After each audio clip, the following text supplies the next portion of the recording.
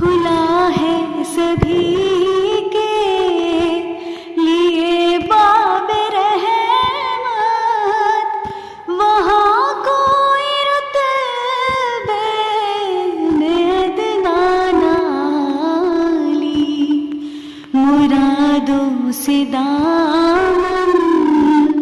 نہیں کوئی خالی، قطاریں لگائے کھڑے ہیں سوالی۔ میں پہلے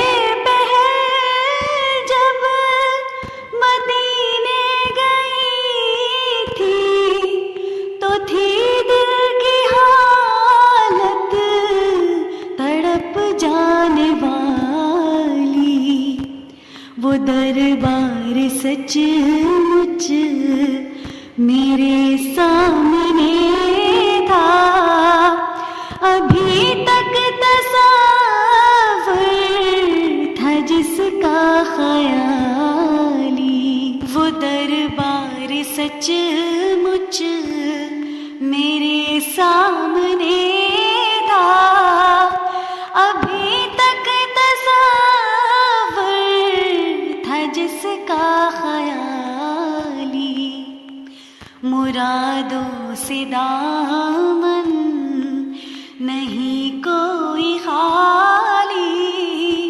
قطاریں لگائے کھڑے ہیں سوالی۔ میں ایک ہاتھ سے دل کو تھامے ہوئے تھی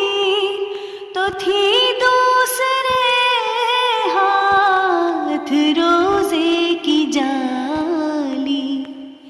دعا کے لیے ہاتھ اٹھتے تو کیسے، نہ یہ ہاتھ خالی